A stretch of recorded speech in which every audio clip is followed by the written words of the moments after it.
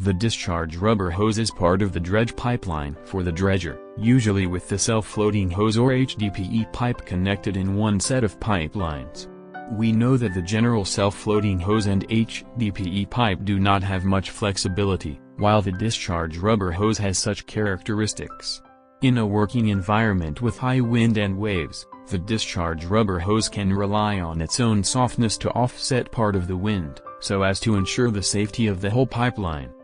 Nanjing Deers is committed to the production of high-quality discharge rubber hose. Our products have the advantages of abrasion resistance, easy installation, safety, and reliability.